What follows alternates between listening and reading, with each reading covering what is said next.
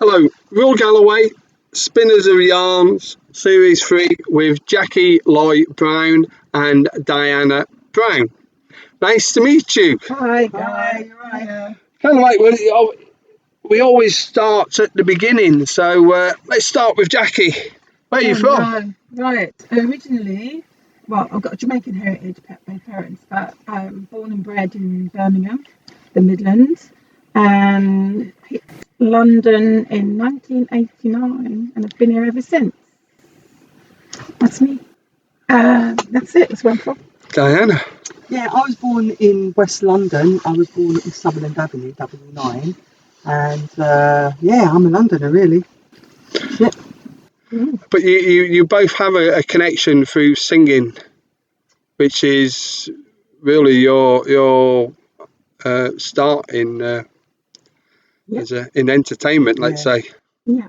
When I came to London, well, I'd already started in Birmingham trying to make tracks in the music, so to speak.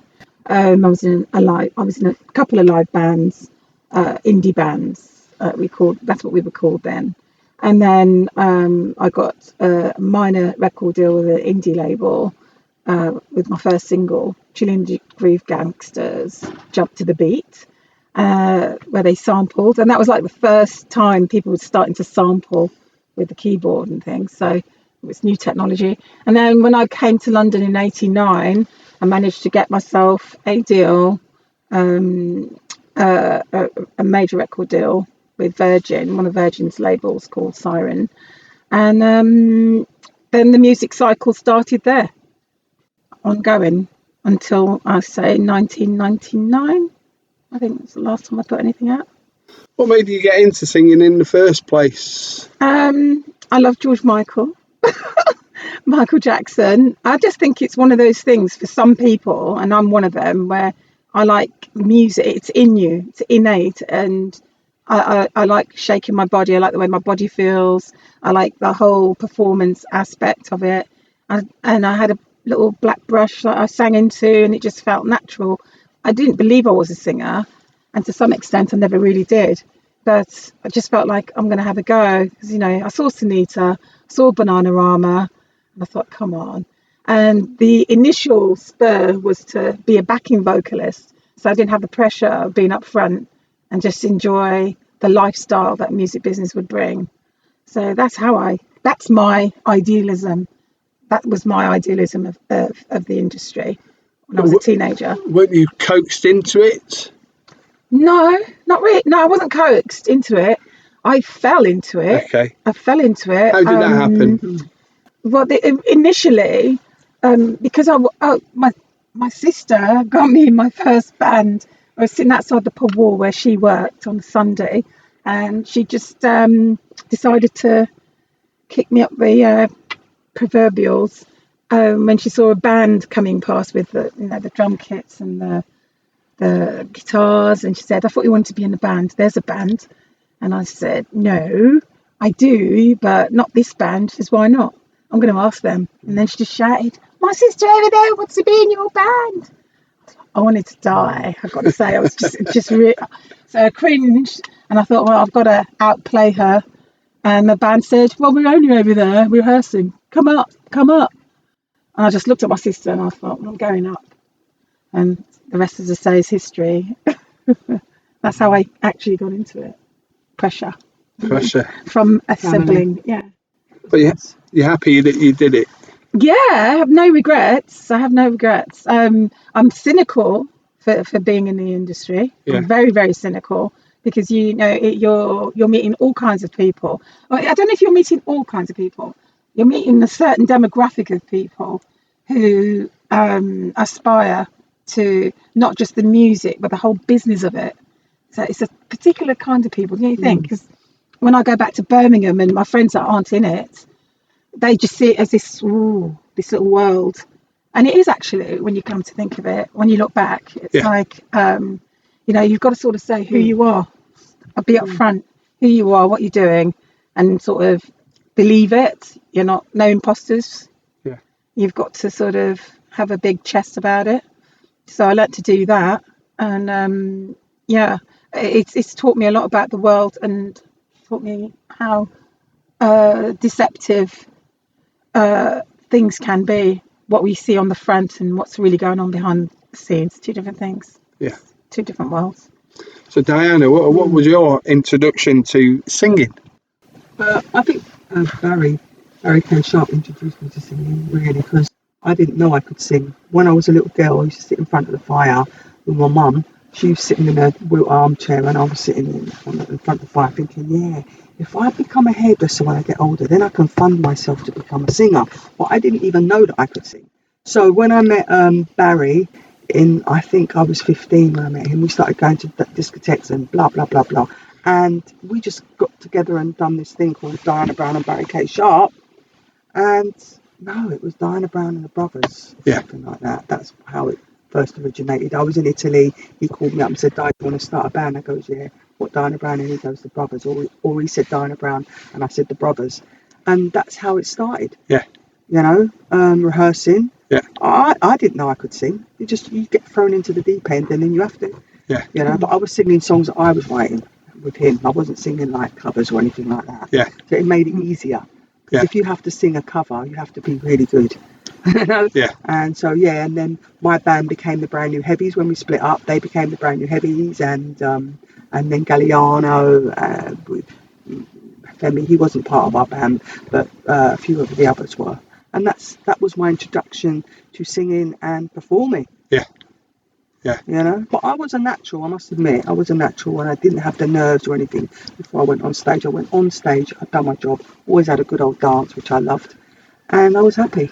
And this would have come through what's known as the rare groove scene at the time. That's correct, because really and truly it was like Barry, I must admit, it was him that kind of like forged our way through this kind of ground beat business, which was blind faith. He called it ground beat, his made up name. Yeah. And then we went into the rare groove, like James Brown and all that kind of, those black artists. It was kind of a rare groove kind of style. Yeah. And that's what we kind of picked up, put in our music so that we could dance. It was all about dancing. Yeah. You know, and feeling good from a young age. Yeah.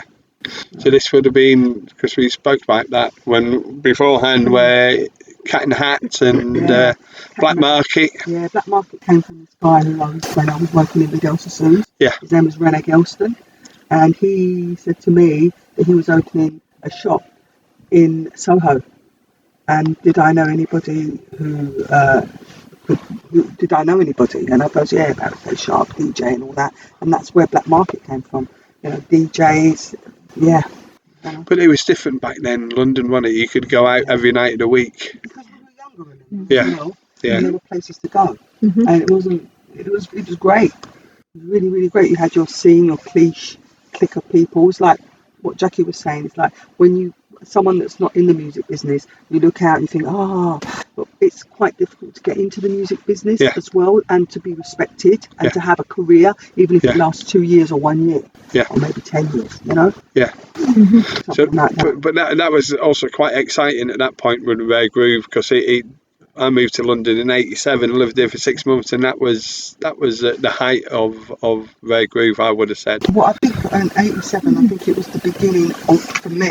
Yeah. By that time in '87, I was already, I think, singing with the band, with Diana Brown and Barry K. Sharp. I think, I'm not sure. It's going back a long time now, or it just started or something like that. But we got our deal in '91. Right. So, yeah. You remember where the first gig was? I think it was Gossip. No, what's that one? Yeah, Gossips. Gulliver's. No, yeah, wasn't that. That was Mayfair Gulliver's, wasn't it? I can't I'm remember thinking them about all. Wardour Street. Yeah, back in the day. There was Moonlighting. There was, Gosh, what was Gossips? Gossips was on Dean Street on the corner there in the basement. I think that's where our first gig was, if I'm not wrong. But we've done so many gigs. I think probably there. Was it Lascelles in the band? Lascelles? Yeah. He came in the band later. Was he? Yeah, Lascelles, yeah. Lascelles DJ. Yeah. Lascelles, he's a lovely fella. Lascelles. He's a great musician as well. Yeah. I don't think he was part of our band Lascelles, but he was very friends. They were DJing, weren't they, together at the Black Market? Yeah, that's right, because Barry had to bring in the DJs for Rene. Yeah. So then you signed with a major? Yeah, we signed with Our first deal was with London FFRR, Yeah. Pete Tong, who Yeah. signed us, which was really good. And we went on our way. We went to America, done gigs in America. You know, we've done gigs all over. Japan. No, we never went to You Japan. We didn't, never yeah? went that far, but we went all over Europe. We went Germany, the German Berlin, the festies, and it was great. We just gigged everywhere. Yeah. Astoria, TV, live TV, everywhere. How did it all end then? It all ended, I think, because me and Barry, I think it all ended because the deal finished. I don't think they wanted to give us another deal. Yeah. And me and Barry started arguing. Right. You know, and the one that upset me the most was like we were going to do a gig in Croydon, Right. and he came to me and said to me, Di, he goes, it's going to be called Barry K. Sharp featuring Diana Brown, right? Because it was always anyway. And then from when I heard that, I just thought that. Remember, me and Barry were close as friends as well. Yeah. And it kind of upset me, and I thought, not sure. So we kind of parted and went our own ways. Yeah. And he went on to do Sons of Judah, this, that, and the other, and then eventually I did Diana Brown project. Yeah.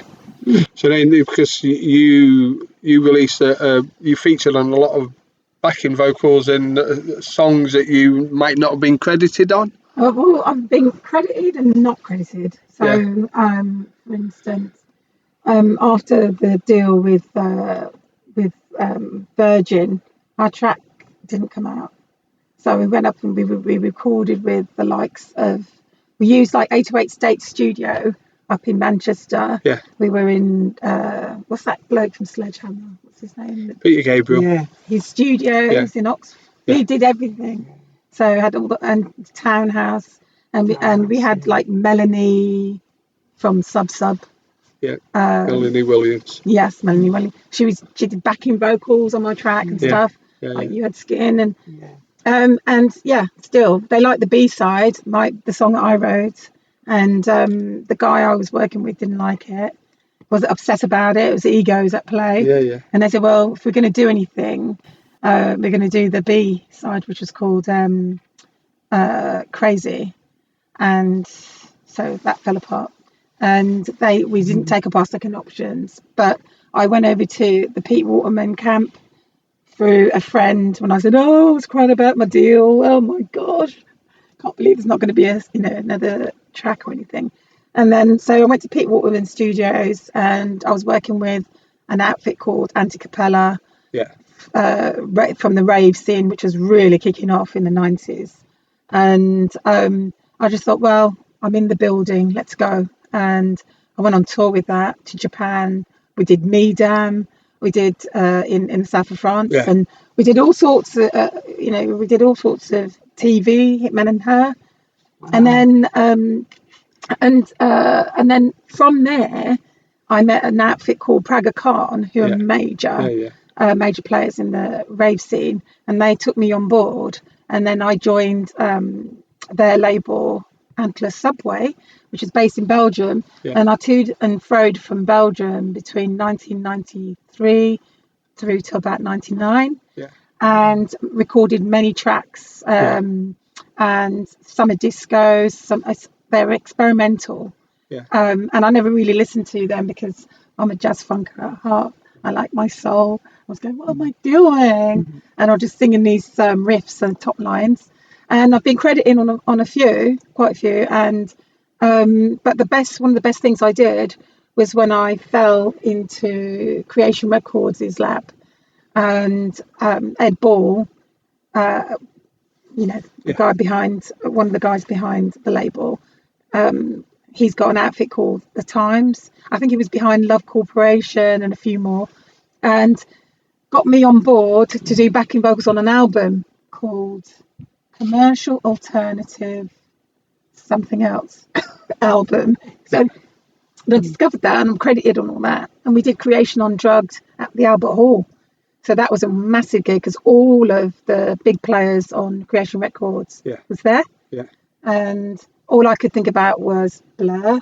And I know they're not on the label, but if I was going to go down that route, I'm a Blur, not an Oasis person, but don't shoot me. right? So, but yeah, I was really proud to be part of Creation Yeah. Records Yeah. because, you know, the biggest label for Britpop at the time. Excuse me. So, in so do I'm doing this like zigzag path, falling into things, and I didn't know where it was going to take me, but taking me all over the place. So I've got lots of stories to tell, but we haven't got time for all of them. Yeah. So, but yeah, like you, our paths would have crossed in the jazz funk scene back in the early '80s. Yeah. But Jackie's had so many kind of big deals with the big labels, which I wouldn't have looked at me being on my own. Yeah. Jaqui was very kind of, you know, very, what was that word? Adventurous, do you think? More, stronger. Bold. Bold is another word, if I can remember it. Yeah, well, yeah, because I wouldn't have Gregarious. been able to do what Jaqui did, But- because I was with Barry, so I was kind of sweet under that roof. And then when I came away from him, I couldn't see myself going to all these Positiva records. Yeah, and I did a think I Positiva even track. tried, There but you go. It wouldn't have worked for me because I wasn't kind of not brave enough. Is another word. I'll find it. But can I interject there because I believe all female singers have had a male presence to make it happen. Generally speaking, that is a fact. But if we're going to bring it down to race and colour, and because that is a massive factor in the music business, as a black female, I'm not allowed to sound commercial. I've got to sound like Aretha Franklin or Whitney. You know, as soon as I walk in, they're like, "Can you do us a little bit of Whitney or something?" It's like a standing puppet. And I'm not a Christian. I didn't go to a gospel church. I didn't grow up that way. It's like a stereotype that was thrown and thrust upon me. And I think that because Barry was white and doing soul, you got away I got away with it because that's why I could never have done what you've done, because I didn't have that kind of. But it was all white guys that took me on because they that's thought my voice was Yeah. soul enough. Yeah. But the black guys didn't think black producers did not think my voice was soulful enough. Yeah. The difference between me and you is because I wouldn't have wanted to be. I couldn't have done that. Yeah. Because I was too much doing what I wanted to do, and I didn't have a brilliant voice like Jaqui. I had a very normal kind of. No, you got a great voice. Okay, I've got a great voice, but I didn't have the what was the word? I didn't have that brilliant voice. I've got a friend who's got one of those like a Whitney Houston voice. Yeah. She really has, you know. And I had a voice that I could sing my own tunes to, that worked because I had the funk. And I could dance, basically. So there's all different kind of singers. Yeah. You have to have the front.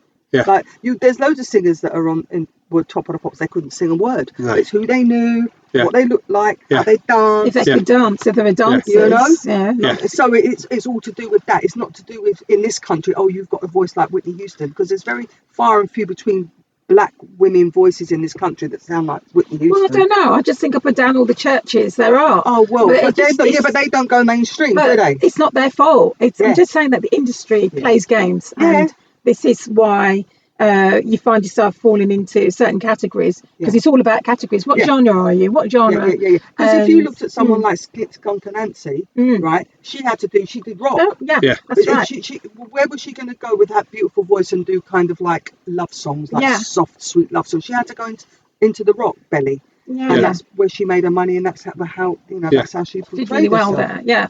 I wish I'd have done that. Yeah, so do I. Yeah, because I was in rock bands, but they always had me as the stereotype backing vocalist. You know, big earrings and biker jacket, la la la. So, but it's not just the industry is complex, and it still is. Yes. And when I look back at it, like I said, I'm quite cynical. I'm like, maybe because I was so idealistic, and you're young and you don't really think about the world in these terms.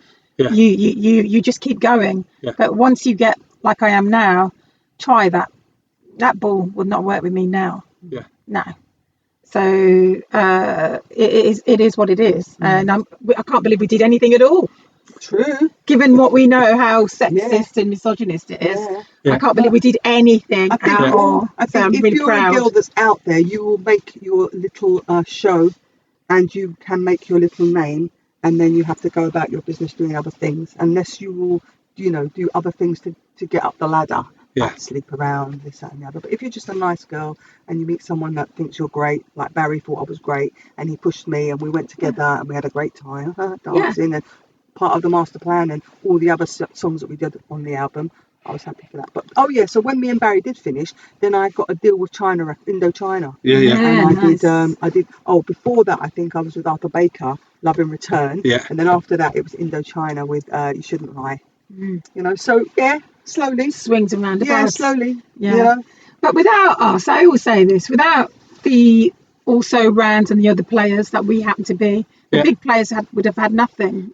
You can't be a big player without coming through something. We're part of an industry.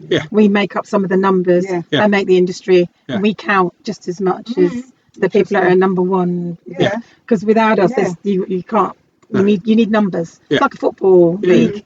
There's no point having League One if you haven't got Leagues 2 and Premier League. You need a support team. You need. So that's what I'm giving it. So I feel a little bit like we should give ourselves our flowers late in the day. Yeah, I'm happy for what I did in my career, my little music career, for as long as it took. You know. Yeah, I'm happy with that. I mean, like you mentioned just now, I completely forgot about Hyper Go Go and that track I did. Positiva. With Positiva. What's it called? I see what I mean. Yeah. I wasn't credited on it, but it's my voice, and it was like a banger. Yeah. And who knew? We didn't have the internet.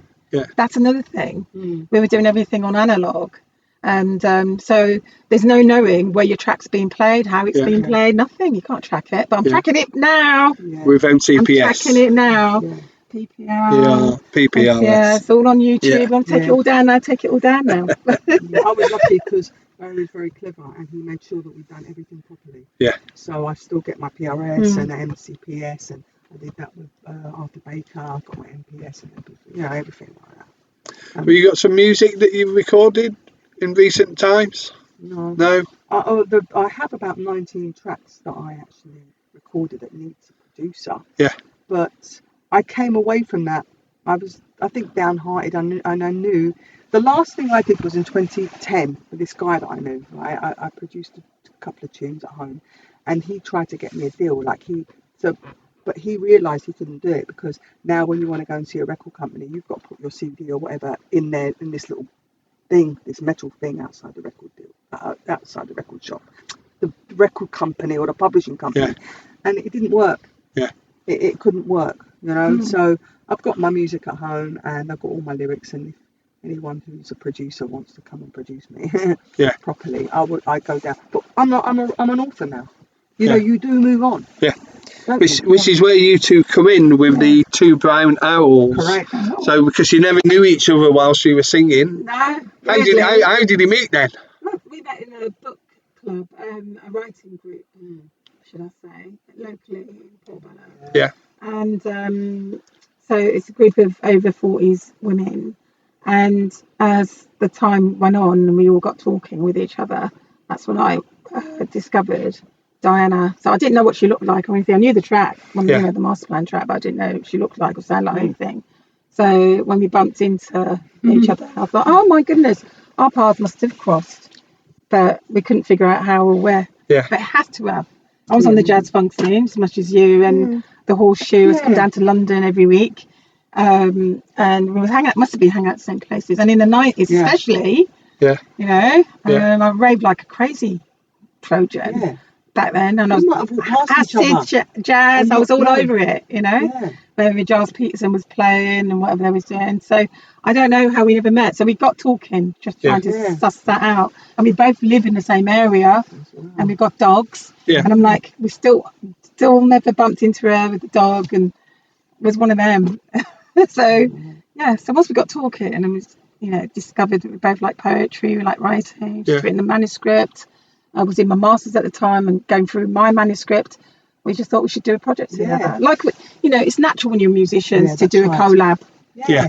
Just natural. So I just said, let's do a collab. Why not? Yeah, I think that if you're a writer, like if you're a musician and you're a writer, then you have to, you do the writing, and then unless you've got a studio at home, or then your friend will come and then you would do some work together. And then after that, you have to release that record, which makes everything so much more difficult. But as a writer, it's easier, isn't it? Yeah, you write, and then you can get your book out on Amazon. Yeah. So it's almost like, I've done that, let it go. oh, I've done that, I'll let it go. It's not such a big process. Yeah. We just need one editor. We don't need like a keyboard artist to come in. We don't need someone to sample a record. We don't need a sound engineer that just does the drums or program the drums. And we don't need, there's a lot that goes into it. We don't need an A&R and his assistant. We don't need to go and do a showcase. That could go on. Needs to make music. That's why I say anyone that makes music and does well out of music, there's so many people involved in the process. It's a miracle. It's always a miracle that it all happens the way it does. So, but with the writing process, I suppose it's slightly different until, of course, either of us gets a major deal. How was it with a traditional publisher? When I was at school, I in my primary schools, I always had creative writing that I always got good marks. And then as soon as I went to high school, I remember, and this is in Scotland, I remember the teacher that I had nailed me. And I had a really bad time for 2 years with that one teacher, and it put me off of English for probably the rest of the time. Maybe because I was English, maybe because my dad, there was multiple things it could have been, and I probably my class was probably not the best behaved class as well, which didn't really help. But it put me off of writing for quite a bit. How was your education with literature? Well, it wasn't too bad. My mum, my late mum, she was very big on us learning to read and write before we went to school, so we could read a newspaper before we went to school. And it was like a party trick to show how bright we were, blah, blah, blah. And then I started winning handwriting competitions and poetry competitions when I was about 6. Still got all these bits and pieces, not just for crayoning and doing colouring in. And I used to get book prizes for writing stories right through infants and juniors. And then secondary school, I the same. I filled an exercise book with my first novel just to see if I could. Because writing is innate in me for a fact. And my teacher thought, well, I'm going to get her to do her O-level early. And I did my O-level early.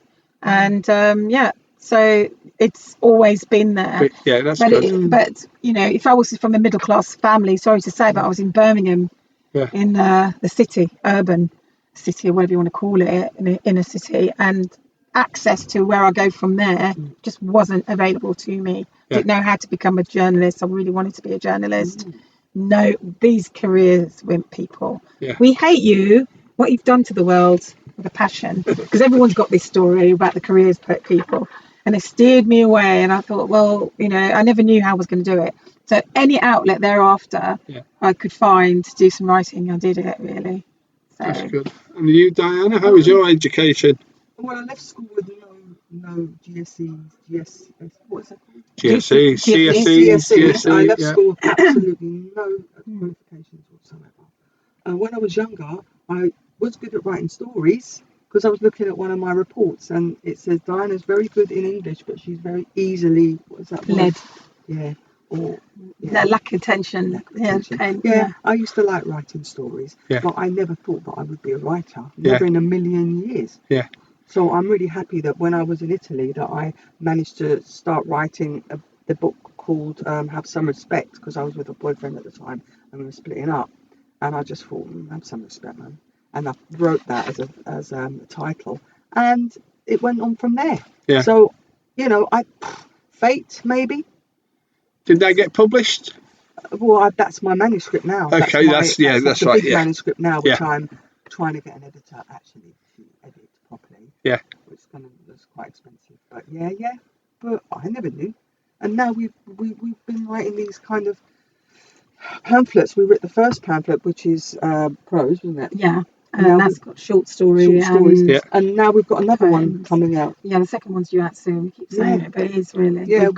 We've got the material now. We've got the material. So and it's ready great. to go. This is as the 2 brown owls. The 2 brown owls, and it's absolutely great. I can write Till Kingdom Come. So the first book, how did you come about with that one? Because that's on Amazon. So how did that work? My publisher, NT Inc., Matt Rollo, I'm sure you know him. Right, he my first book, DJ Hall, and then it followed up by DJ. What was DJ Whore about? DJ Whore was an observation that, I've got a mini hatred for DJs. I'm not going to be secretive about it. So I always thought they put us out of work, put singers out of work, really relying on remixes and sampling Elite Holloway, get some real singers in. Thank you. Anyway, so I had a little bit of a resentment, but I overheard DJs talking about women in this derogative way.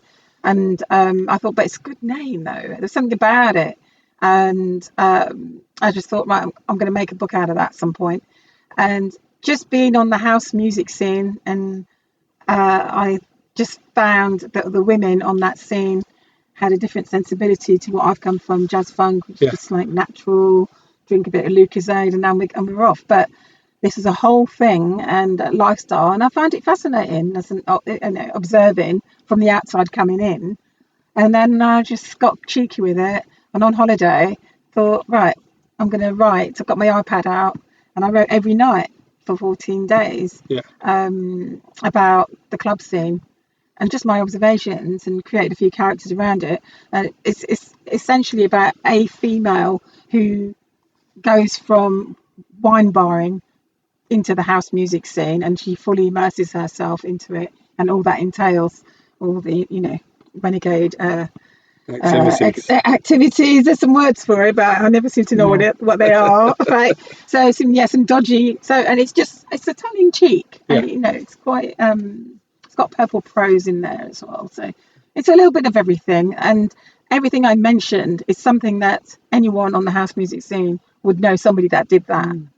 Yeah, it doesn't belong to any particular person. It's a standard story. Yeah, getting sick in the toilets, getting sick in somebody's house, or staying out too long, going back somewhere where you shouldn't have gone back, and all that stuff. That's what it's about. And DJ lifestyles and DJs and their obsession with invoices and things. So because I've met them, of course. Of course. So it's a bit of everybody. If you know the DJ. Anyway, that's another story. I'm just not going to say too much.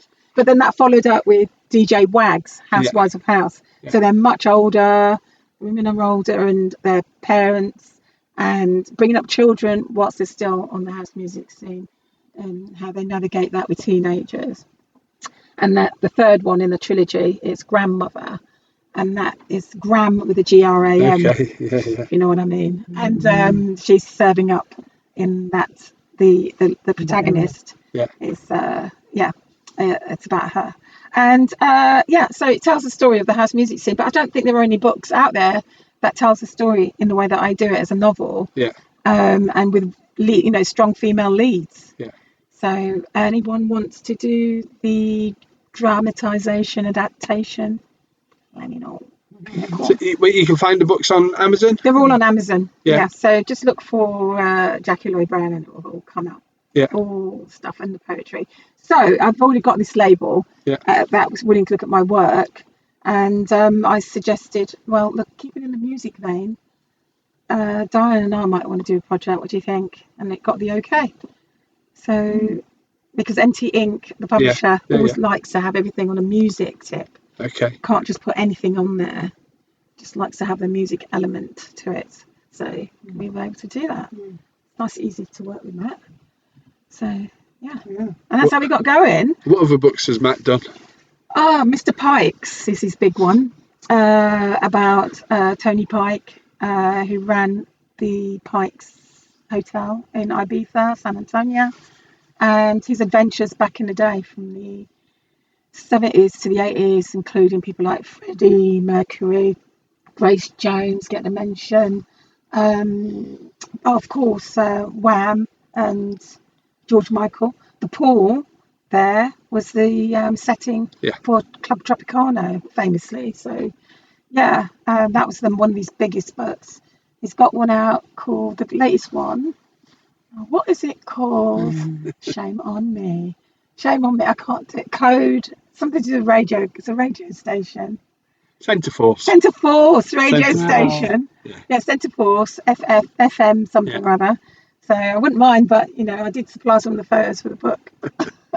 And that's about the station Yeah. and all the DJs and the culture Yeah. of music from back then. Yeah. And prior to that, it's done quite a few more. Always in music, always music titles. Brandon like Block. Brandon Block, for instance.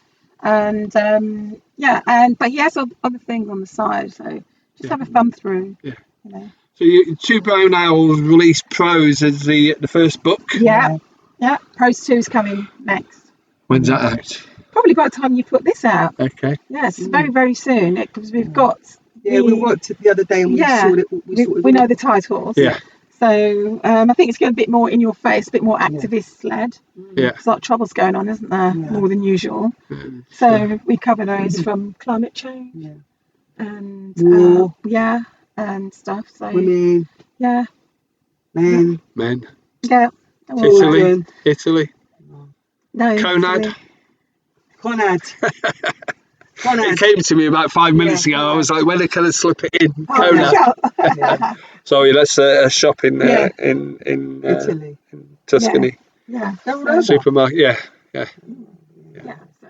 So the plan is to go over and spend time with Diana in Italy, and she can show me around. I've never got there. I've never been there. That's in the Garfagnana. Yeah, that's if I get my Italian passport. Because I'm looking to get my Italian passport, hopefully. Then everything will be as sweet as a nut, really. So I'm happy for that. And it's a great place to write in. It is. Peaceful.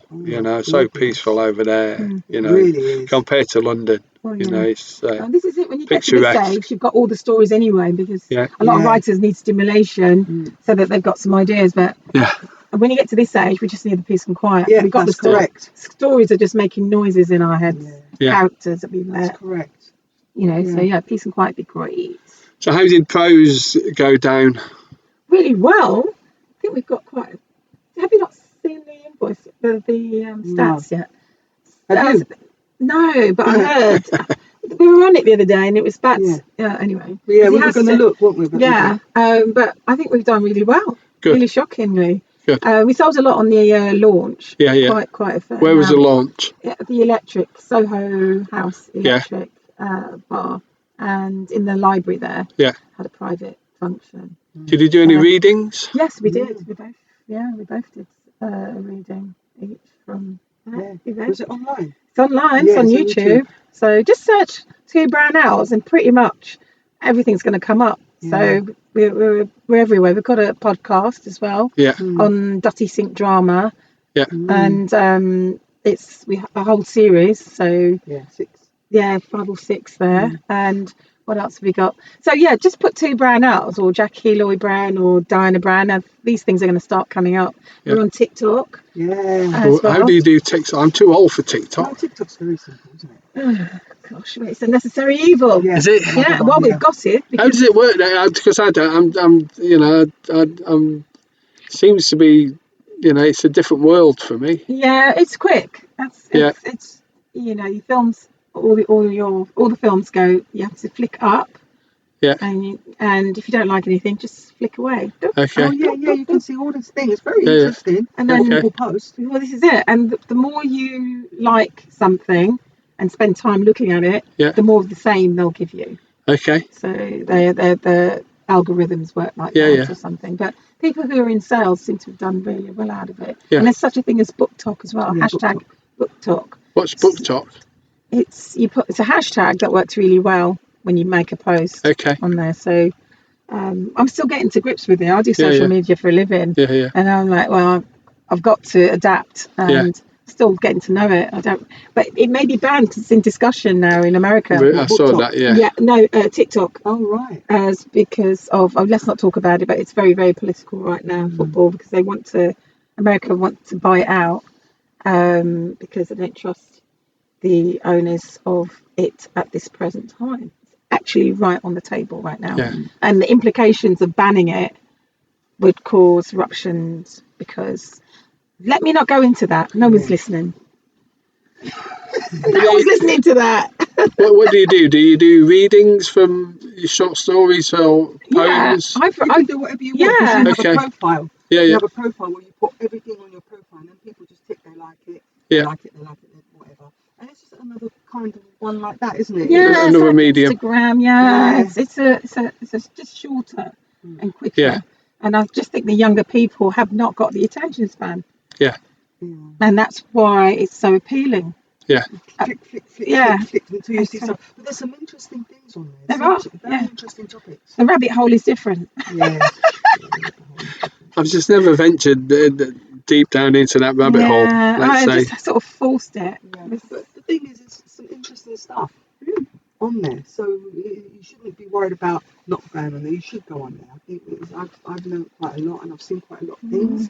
You know, lots of things. Yeah, yeah.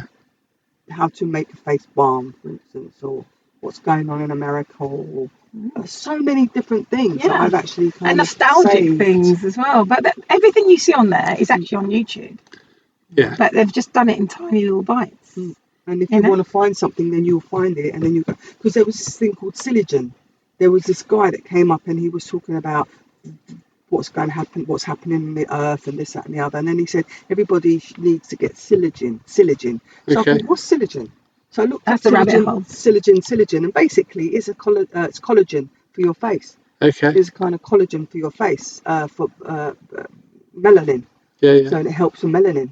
And I thought, wow, see, I've learned something. Whether I buy it or not is another thing, but at least I looked it up, and it's an actual product. Yeah. And it's expensive as well. It's about $189 But for like 150 mil. For commerce, it's like a must-have. So It depends on what you. That's what they're you believe saying. in, Lots really. of yeah. Do you run the shop through TikTok? People do. They run shops. They do live shops as well, live auctions.